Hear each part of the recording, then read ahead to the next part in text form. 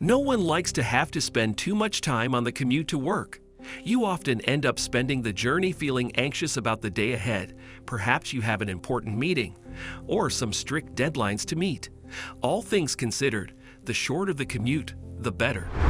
Before we continue, please take some time to subscribe to Dailydose, like and share this video with your friends. Unfortunately for Jalicia Corbett, she took a job which meant that she had to walk 12 miles every day to get to work. While this undeniably brought with it challenges, one chance encounter along the way would end up changing Jalicia's life. On a morning like any other, Jalicia was on her way to work, walking on the shoulder of one of the busier roads in town. This was definitely one of the more unpleasant work commutes that she had endured thus far. Seeing as she set out in the early hours of the morning, usually around 3 a.m., it tended to be dark during her walk. On this particular day, it was pouring with rain. While Jalicia was carrying an umbrella, it wasn't doing much to protect her. She was beginning to feel a little uneasy, and then she noticed some headlights. She turned around to see a car pulling up beside her. Corbett always kept her wits about her during her commute. She was conscious that she was completely alone, so she had to be alert. As the car approached her, she anxiously looked around her to see if there was anyone else in the vicinity. There was no one in sight, apart from this mysterious car. She began to feel very frightened. She hoped that perhaps the car had slowed down in order to avoid splashing her with water, but this wasn't the case. As the car positioned itself next to her, she quickly reached for her phone. She could not see who was inside the car. Little did she know, the driver inside this car was about to change her life forever. The heavy downpour of rain meant that visibility was low, and it was therefore difficult to make out who it was in the car. However, as the car came more into focus, Corbett realized that the vehicle was a police car. She couldn't understand this, since she hadn't done anything wrong.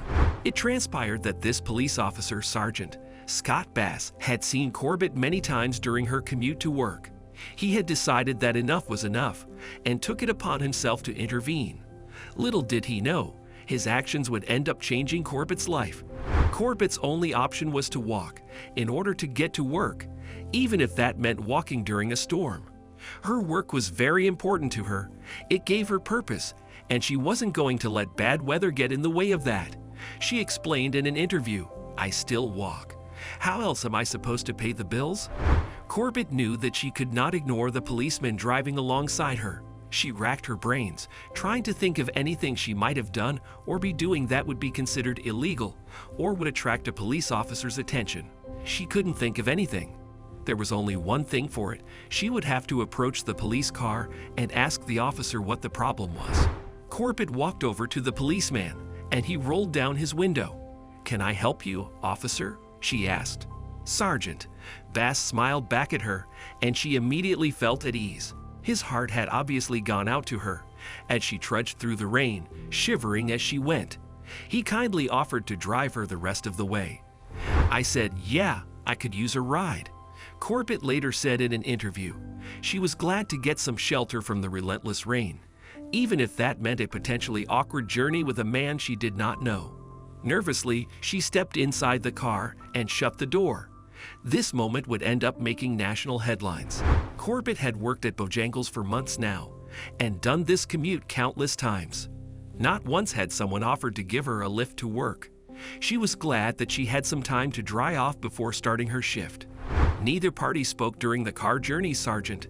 Bass didn't even ask Corbett where she worked. During the silence, Corbett's mind began to wander. She was very aware of the fact that she had just got into a car with a strange man in the middle of the night. While it gave her some comfort to know that he was a police officer, she couldn't help thinking that this could end up being like something out of a horror film, especially in the context of a storm. A few months later, during an interview with Sergeant Bass, he explained what had prompted him to offer this woman a lift. "I was getting near the end of my shift, and I saw her leave the city side, going into the county side of town," he began. "She had her work uniform on, and it was raining. It was cold, so I stopped to check on her, and she told me she was going into work, and I offered her a ride because she had quite a few miles left to go," he said. This was only the beginning of this pair's story. A commute that ordinarily took Corbett 2 hours ended up lasting just a few minutes. As the car pulled up at the Bojangles restaurant, Corbett turned to Sergeant Bass and thanked him again for the ride. However, Sergeant Bass wasn't satisfied that he had done enough to help this woman that he had just met. Though he didn't owe her anything, and it wasn't in his job description, Sergeant Bass couldn't help but offer to give her a lift more regularly, especially when the weather was as awful as it was. Corbett couldn't believe how kind this stranger was being. Though she felt it was a bit much for him to go to all that trouble for her, she did eventually accept the offer. As it turned out, however, Sergeant Bass would not need to give her a ride for much longer. Sergeant Bass continued to give rides to Corbett on rainy or cold mornings for a year after they first met. The ride started to become a bit of a tradition. Sergeant Bass would sometimes even show up completely unannounced on clear and warm days. Occasionally, there would be days where Sergeant Bass was unable to make it to Corbett's home. On these days, he would ask other officers on the force if they were free to do the honors. Over the course of the year, the pair became increasingly close. However, as time went on, Sergeant Bass began to have second thoughts. Corbett felt that Sergeant Bass had gone over and above to help her out. However, to Sergeant Bass' mind, he hadn't done nearly enough. She walks 2 hours to work, and then she's got to stand up for 8 hours, he said.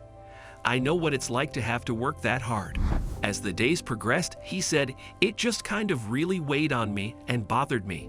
And every day that I gave her a ride, I just, for some reason, would talk to my wife about her, he said. He would explain to his wife that he didn't feel that he was doing enough to help his new friend, so he came up with a plan. Sergeant Bass decided to go that extra mile. I wanted to do something more for her, he said.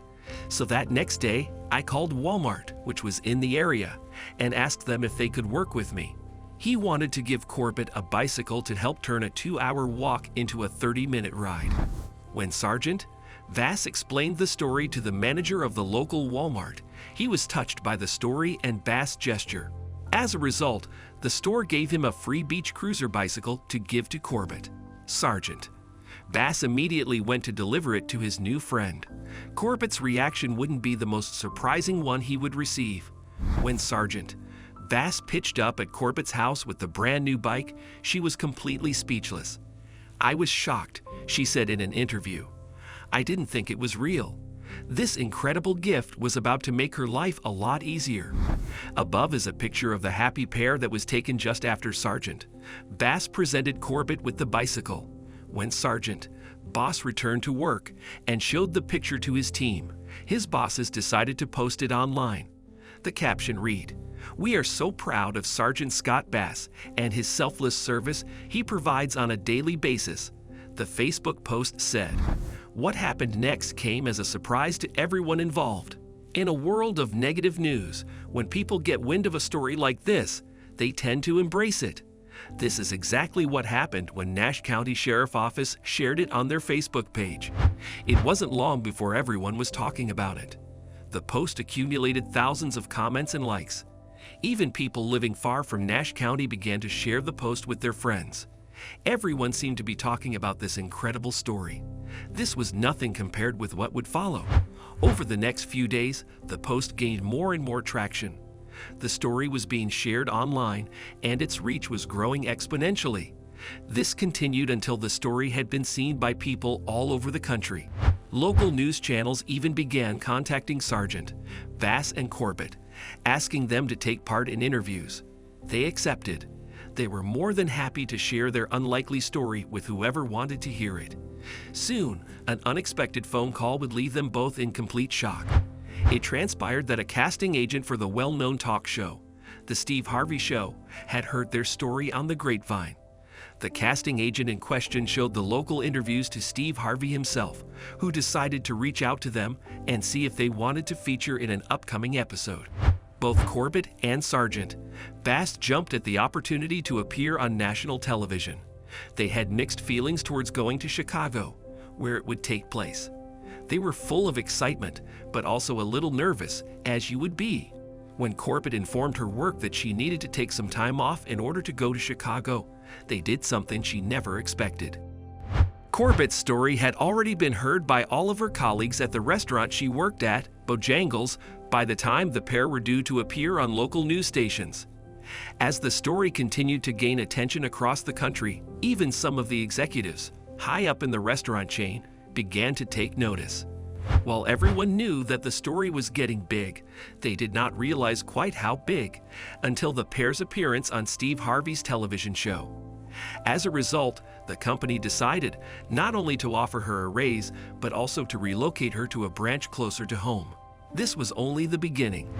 On the day that the show was filmed, Corbett and Sargent Vass shared their heartwarming story in front of the studio cameras with one of the most famous faces in talk show history. As the show came to an end, Harvey addressed Corbett directly. "We know that you work hard, and we know that you deserve a little extra help," Harvey said. "On behalf of the show, we are going to be giving you $5,000. Upon hearing this, Corbett's eyes, unsurprisingly, began to visibly tear up. Harvey continued, "But that's not all." The experience of appearing on Steve Harvey's show would have been more than enough for Corbett, but the gifts didn't stop coming. At stage left, a retractable wall began to open. When Corbett saw what was behind this wall, she opened her mouth and began to cry. A brand new 2018 Ford Fiesta, complete with a gigantic bow on the front of it, was revealed. Corbett's days of waking up at 3 a.m. and venturing out into the darkness to begin her work commute were behind her. This gift had completely changed her life. Before going over to the car to take a closer look, Corbett reached over to her new friend, Sargent Vass, to give him a huge hug. Everything she was experiencing in this moment would not have been possible if this local police officer hadn't offered her a lift out of the kindness of his heart on that rainy morning. On that day, a year and a half previously, Sargent Vass had selflessly taken time out of his busy day in order to help Corbett out. Sargent Vass was overwhelmed, sitting on the stage of a national television show, reflecting on just how far his simple act of kindness had gone. He hoped that this would be a source of inspiration for people to help out their neighbors.